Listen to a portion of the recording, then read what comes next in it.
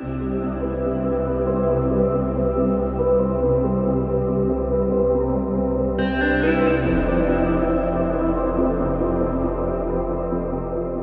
on number 3. I can hear me. You must be able to hear me. Nice. I've got a confession to make, if that's all right. Whenever I come here, I get church envy. I would trade all of our church buildings for your cabin. If I wasn't a vicar and I had to pick a place to come, I would come here. I think the work that you guys do in your community is astounding. If I had to follow a vicar, I think I would follow Helen. It's not even that close. I think I would do that without too much trouble. So it's so nice and it's so lovely to be with all of you. As Tom said, my name's James. I'm the vicar of St Andrews Church in Clubmoor, and I've been there for 4 years, 2 months, and 17 days, pretty much to the minute. So that's how long I've been there for. I've got a slide that I would love to start with, if that's all right. I love. That is the one. We're on. She's on it. Oh, nice. One of the things that I love most is I love to hear and share stories. As a vicar, you get to hear loads and loads of stories all the time. You hear people at their absolute worst when it feels like their lives are falling apart, and you hear stories that are full of joy and hope and excitement. In our church community this morning, someone was sharing a story of them getting a new house. And we've journeyed with this person for years and years, and we've been working really hard to get their voice heard, and we found out on Friday they're going to move into a new house that's suitable for them and their family. But when we hear stories, you kind of lean in, don't you? Because you want to hear how the story ends, and you want to find out about what's happening in their lives and how that can affect and speak to your story too. I listened to a few of the different people who've spoken here as I was trying to work out what I might say and share. And I'm hearing Bingo Allison's story and Bishop Paul and Kate Eagleston. I thought it's so good, isn't it, to gather together and to share stories. So I want to start by talking about a place I've never been and someone I've never met. This is a picture, a blank canvas. There was a Danish artist called Jens Hanning, and he was commissioned to produce a piece of artwork by a Danish art gallery. And they said, you made a piece of art in 2014, and they said, we want you to reproduce that for 2021. And the bit of art he made in 2014 was he'd taken a load of banknotes and he'd stuck it onto a canvas, and he'd put the amount of money that the average Danish person earned in a year.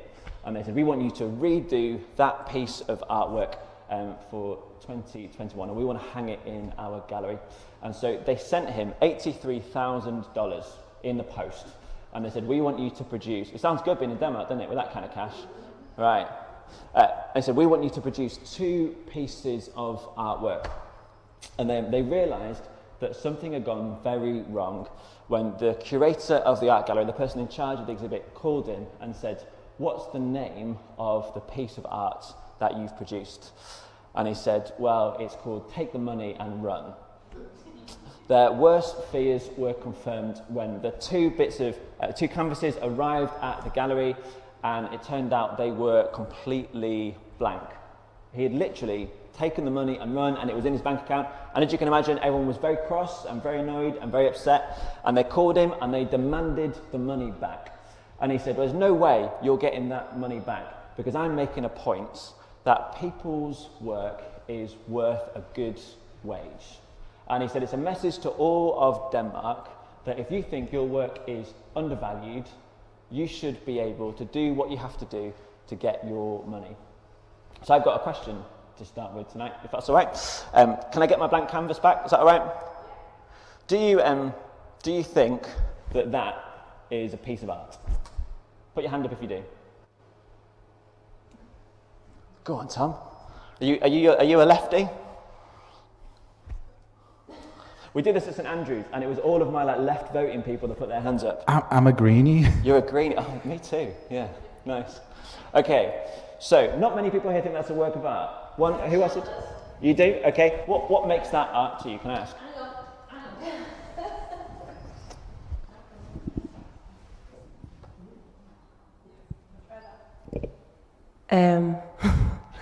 That was me, wasn't it, asking you to back up your hand?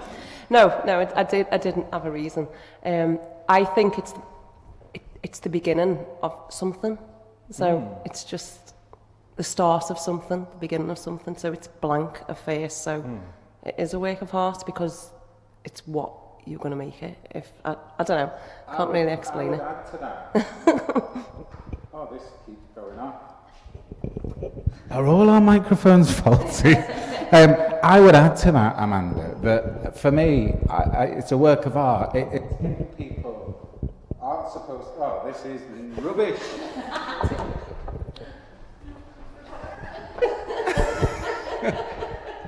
Right. If this one goes off, it's just me that's the problem, isn't it? Yeah. I would say it's a work of art. Art is supposed to get people talking. It's supposed to get people engaged. It's supposed to bring people to the conversation. And I think his purpose in creating it was to get people to talk and to say, what is the value of your work? You're nicking my talk. Sorry. He's done it. Like, absolutely, right? So he got interviewed by the New York Times, Jens Henning, and they said, why aren't you going to give the money back? And I thought his response was absolute class. He said, I'm not going to give the money back because if I do that, it's just a blank canvas. So the reason for me, I think that blank canvas is art is because there's a story around it. If you just saw a blank canvas hanging up on the wall in here, I don't think many of us would think that was art. But the story around it and the narrative about it provokes us, doesn't it? And some of you might think, he's just a con artist. He's nicked $83,000 from a gallery. That wasn't the deal. He's ripping them off. And others might think it's provocative and interesting and raises lots of questions. One of the reasons that I love hearing people's stories and hearing about their experience of life is that it raises questions for me about myself and who I am and who God's made me to be as well. We're going to talk a little bit tonight about stories, but we're going to talk about the stories that we tell ourselves and that I tell myself. You might have stories that you tell yourselves, like, I'm the kind of person that always does X or Y. I never seem to get it right. I always say the wrong thing at the wrong time. I put my foot in the mouth. I'm the kind of person that's loud and sociable, and I like to dominate the room when everyone's there. I like everyone's eyes to be on me. We all have different stories that we tell ourselves.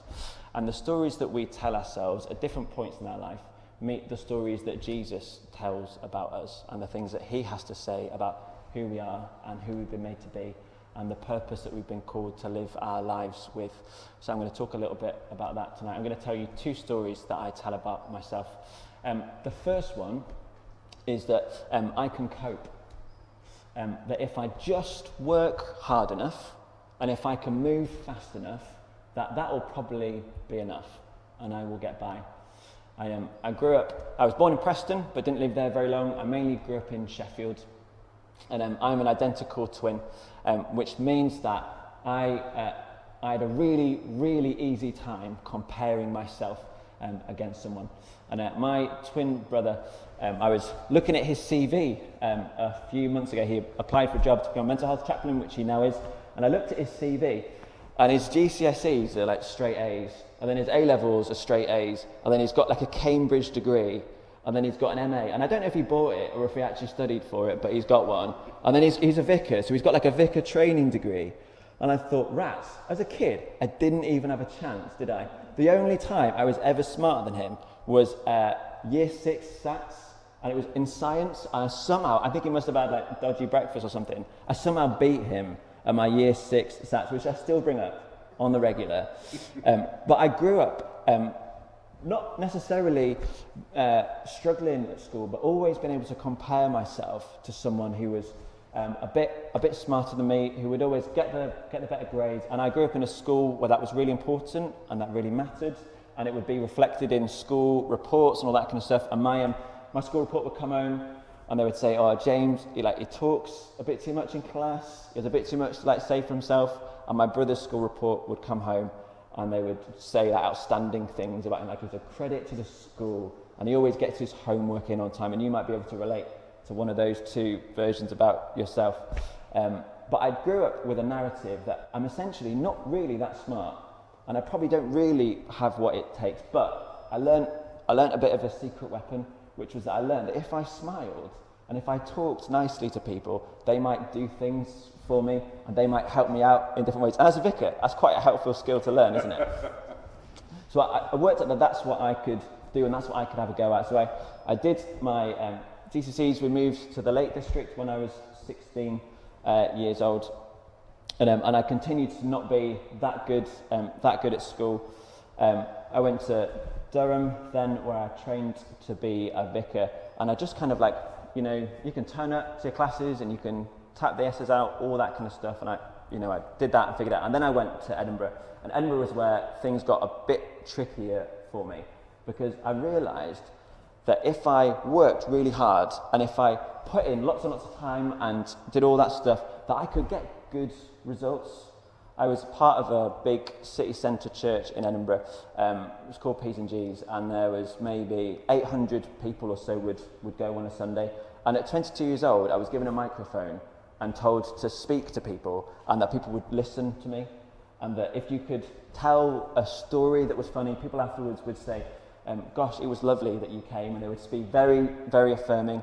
And when you're 22 years old, that's really, really hard, because you learn that if you can present a certain version of yourself, that gets lots of affirmation and lots of praise, and that's the part of you that's valued. And that's not anyone's fault. It's true for lots of life, isn't it? We project and we put particular impressions of ourselves forward, and that's what we get the credit and the praise for.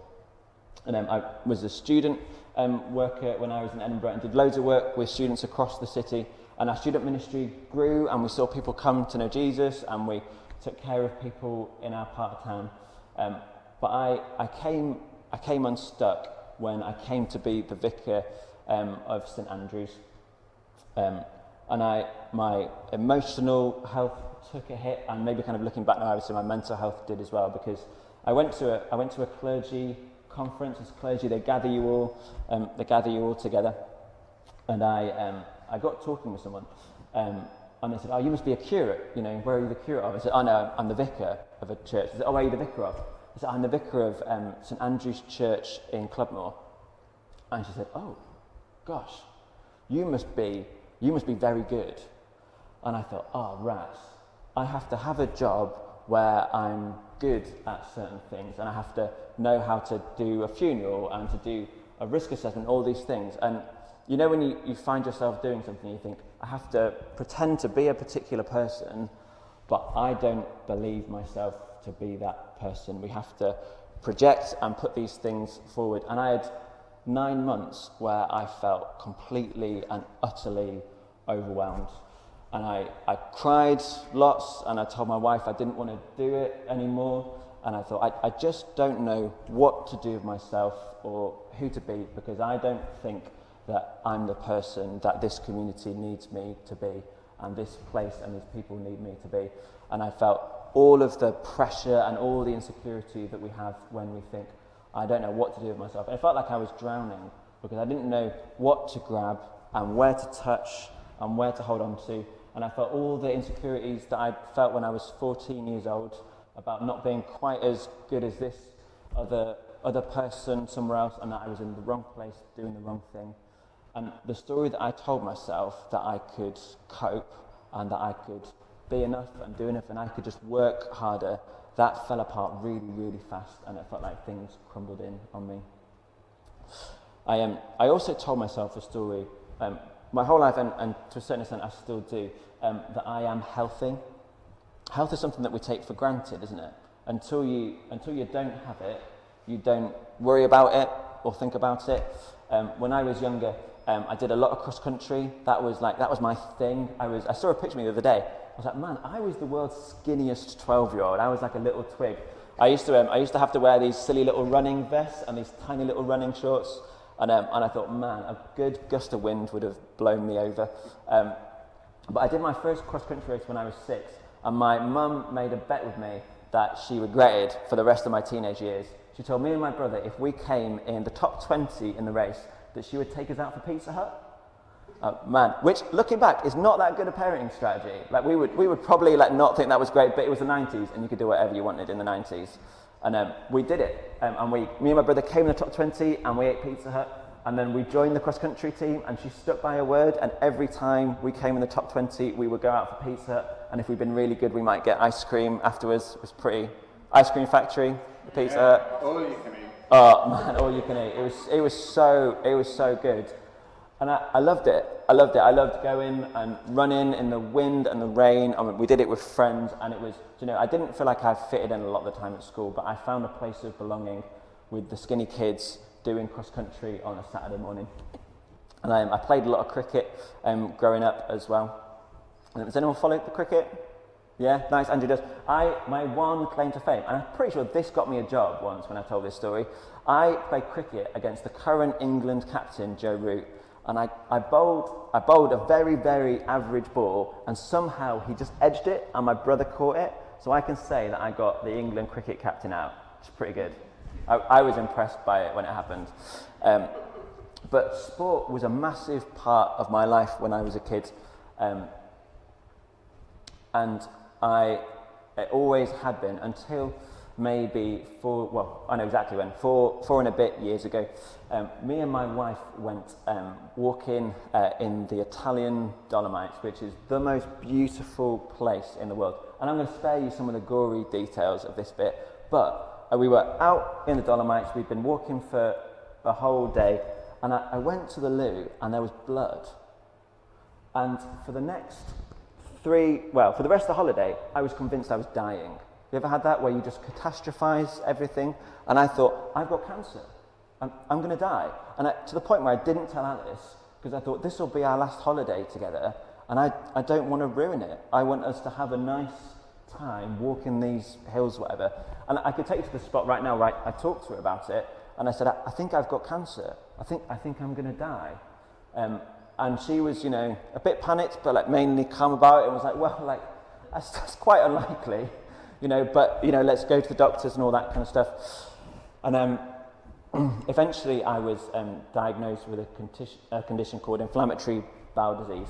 And that was huge for me because I'd always been healthy and I'd always been well and I'd always been able to do whatever it is that I wanted to do within reason. I could go running in the hills and not worry about it. I could play cricket and not worry about it. I could get up and do whatever I want to do whenever I wanted, and that was fine. But then suddenly somebody gave me a label and a diagnosis and said, and you're going to live with that for the rest of your life. And there are times when it's fine, and it's fine at the minute, so I don't think about it. But when even when it's fine, I take medicine every day. And I thought, I've become a person that takes medicine every day. And that was a huge kind of challenge to me, and it confronted who I am and who I thought I was. And me and my wife became foster carers August last year, just in the middle of the pandemic, kind of just when everyone was allowed out. And they approved us on 24th of August, something like that. And because we got approved to be Liverpool City foster carers, it took them ages to process the paperwork. And in between us getting approved at panel and our kind of first placement starting, I went into a flare-up with my gut condition, and they gave me some steroids. Well, steroids that take your immune system down and a pandemic are not good things. They don't work together very well. And so I got a call from my specialist at the hospital, and I said, hey, we've been approved to be foster carers. Like, can we have kids come and live in our house while this pandemic's going on? And he said, absolutely not. And so I thought, man, not only has this stopped me from running, it stopped us from doing the thing that we feel like Jesus is calling us to do, and doing and being the people that we feel like he's calling us to be. Man, it's so hard, isn't it, when you believe yourself to be a person, I can cope, I can do it. If I just work hard enough, I'm healthy. My body works and it does the things that I think that it needs to do and it should do. Both of those stories are built on really unstable foundations, aren't they?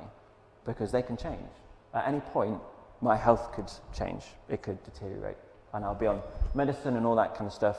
At any point, I'll be confronted with a situation where I can't cope, and I can't do it, and I can't make sense of it, and that's happened before, and it happens again on a regular basis, and I think, rats, I do not know what I'm doing or who I've been made to be.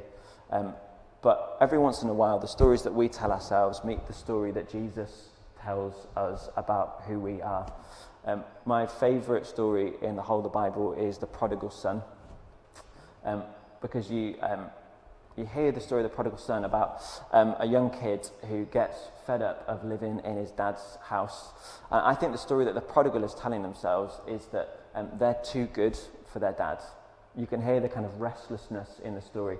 They live with them and they go and they demand their inheritance, and they're essentially saying, Dad, I wish that you were dead. I want to go off and I want to do it on my own, in my own way, on my own terms. And he goes and he spends the inheritance, we're told, on wild living.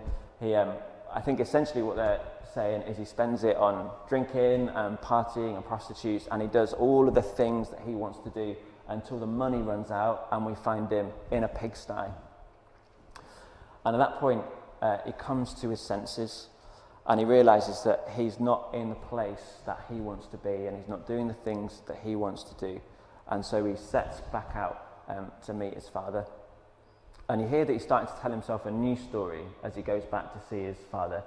He starts to tell himself, Father, forgive me, for I have sinned against heaven and against you.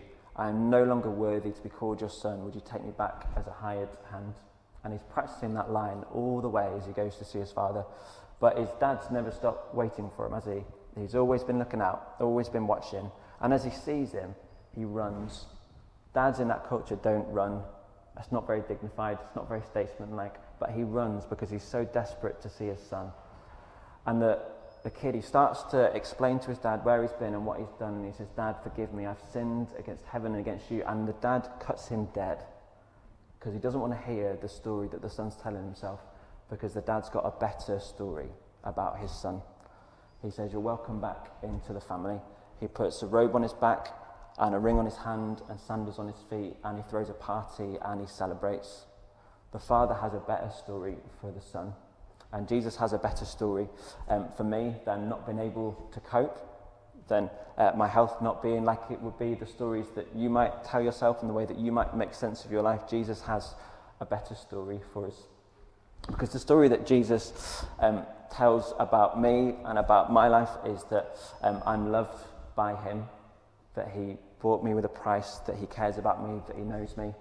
When I was 12 years old, I stopped going to church because church was really boring. And they used to make us do action songs, and I knew I wasn't cool when I was 12 years old, but I knew I was too cool for action songs. And then my cricket team started playing matches on a Sunday, and I spotted my opportunity, and I said, Mum, Dad, there's no way I'm going to church because I could be playing cricket against Joe Root, and that's what I want to do on a Sunday morning. But there was an old lady who I never met who was horrified by that, which isn't uncommon, is it? You know, for young people to do things that old people are horrified by. But she put her money where her mouth was, and she said, look, Jonathan and my mum and dad, I'm going to give you money every year for you to send James and Sam on a Christian summer camp. And so every year from the age of 12 to 16, I went up to the Lake District, and we went canoeing and kayaking and rock climbing, and we made loads of friends, and I heard about Jesus there. And for 4 years, that sustained me in my relationship with Jesus. I don't think I would be here tonight if it wasn't for Marion Forrester deciding that she was going to put her money where her mouth was, that she was so concerned about me and my brother and our relationship with Jesus that she was going to do that. When I was 16 years old, I in a kind of very 16-year-old way, felt for the first time that Jesus might be calling me to be a vicar. And I did nothing about it because I was 16 years old, and who really thinks about the rest of their lives when they're 16? But over the course of a couple of years and some different conversations, I went into the selection process to explore being a vicar, and I was sent to a church in Manchester to do an internship. And while I was there, I met a whole load of people who really, really loved Jesus, and who really, really loved me really well. And I discovered something about God that was brand new to me. I discovered that God was a loving Father who cared about me no matter what I did, where I'd been, no matter what the story was that I told myself. And that changed everything. At St Andrews, we say that love changes everything. Jesus' love changes everything in our lives, and the purpose of our lives is to express the love that he has for us. And when I was 18 years old, I met a God, a Father, Jesus, that loves me and cares about me. And I decided in that moment, as much as anyone can, that I wanted the story of my life to be about understanding the love that Jesus has for me, and I want it to be about expressing that love to the people around me. That's why we're at St Andrews in Clubmoor, because we wanted to be in a community that really cared about the people in our parish, on our streets, where we didn't want people to go hungry, we didn't want people to be struggling with debts or mental health or in their recovery journey. We wanted to be there for each other. When me and Alice were talking about whether we would apply to become foster carers, Alice said something that has stuck with me, I think, stuck with me forever. I said, why are we doing this? And she said, because it's the only thing that makes sense. And I thought, rats, that's right, isn't it? You read in the Bible that true religion, true relationship with God is caring for widows and orphans, for the most vulnerable people. And for us, the way that we express that is we foster. We've got 2 kids living with us. I left the house tonight as there was a wrangle going on about whether Charlotte needed to do ukulele practice, and May was practicing singing old assembly hymns in the kitchen. I thought, man, this is bonkers. But this is what life is, isn't it? This is what life is. It's about expressing the love and the kindness and the generosity that Jesus has shown us to the people around us. And so that's the thing that we're trying to do and seeking to do in everything that we do. And we do it well sometimes and not so well at other moments. But Jesus has enough grace and kindness for all of us, doesn't he, in our own stumbling efforts. So, yeah. I don't know how long I was. Long enough. No, James, the difficulty is when someone is telling such a good story, you don't want to interrupt. Because it's a passive-aggressive way of saying too long. No, not too long. I didn't want to pick up the microphone before then, because I knew you would have thought, I've got to finish. How long was that? Was that impossible? No. Was that 30 minutes? About 30 minutes, yeah. I pause everyone. Sorry. We'll edit this down for YouTube, and then it'll look very succinct, won't it? And I'll cut my rude bit out as well. That's a good idea, yeah. No. If you go back and look at mine, it's possibly one of the longest. Is it? So don't worry about that. What we're going to do now, James, thank you so much for sharing so much of your story. I'm sure each of us can relate to more than one aspect of it.